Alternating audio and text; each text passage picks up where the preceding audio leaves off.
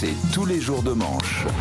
Et c'est bonjour. tout le jour qu'il est là avec nous, Arnaud Demanche. Bonjour Salut Apo, Arnaud. ça va? Ouais. Bonjour Mathieu, bonjour Manu le Chypre. Et ce matin, je m'incline humblement devant Charles Magnin.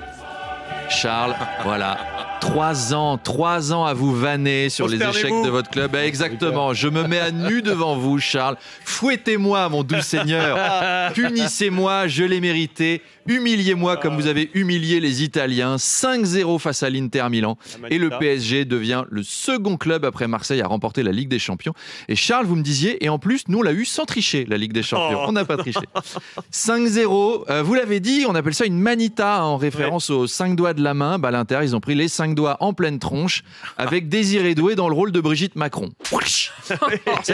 ma femme est supportrice marseillaise et italienne. Ouais, autant vous dire, je vais pas avoir beaucoup d'activités sexuelles pendant les 5 prochaines années, en fait.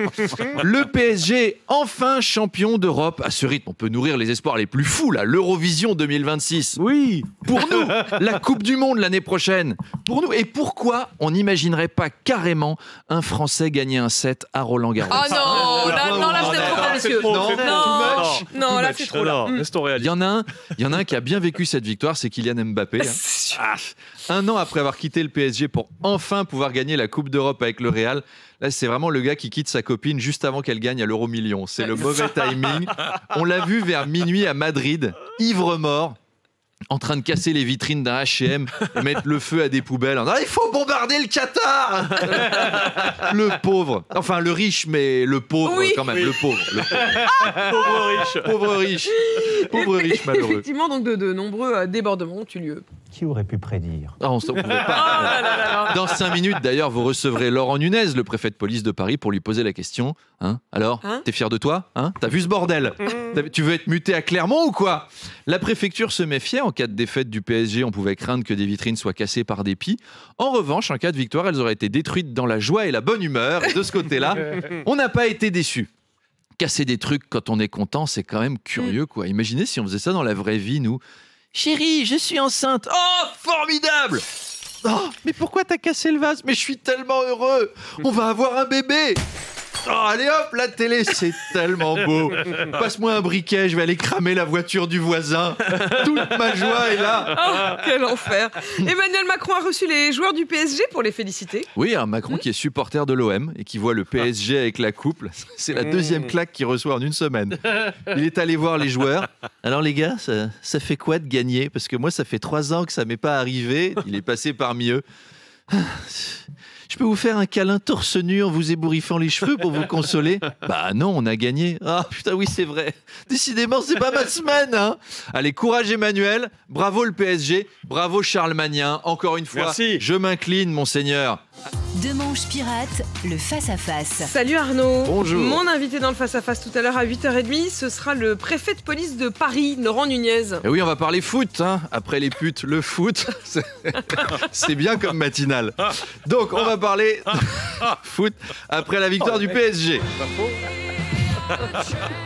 Voilà, pour saluer le vote de la loi sur la fin de vie, le PSG a euthanasié l'Inter de Milan. 5-0, une bonne soirée pour Charles Magnin. Le fan du PSG. Le nom de Charles Magnin est synonyme de supporter. Voilà, Charles qui a fêté l'événement au Parc des Princes avant de rejoindre les Champs-Élysées où l'attendaient d'autres Charles Magnin qui faisaient la fête. Mais hélas, on a aussi vu des Charles Magnin envahir le périphérique. Certains Charles Magnin ont même pillé des magasins, d'autres Charles Magnin ont brûlé des voitures. Et Charles me disait, j'y suis pour rien dans les voitures brûlées. Oh là là, on se calme. Moi, j'étais juste au Foot Locker. Bref, t'as vu mes nouvelles godasses? Non, pas de basket neuf ce matin. Bref, Apo, vous recevez Laurent Nunez. Alors, vous aviez prévu d'inviter Luis Enrique, l'entraîneur du PSG. Mais notre actionnaire marseillais, Rodolphe Saadé, a dit non. Il a dit « Oh, tu es fada, Pauline. Ça intéresse dégaine ta finale en bois avec le club qatari, là. Invite le Nunez, plutôt, là, sur les violences inacceptables des supporters qataris. Dis-lui que le PSG mériterait de perdre son titre, dis-lui. Avec une OQTF sur les joueurs, dis-lui.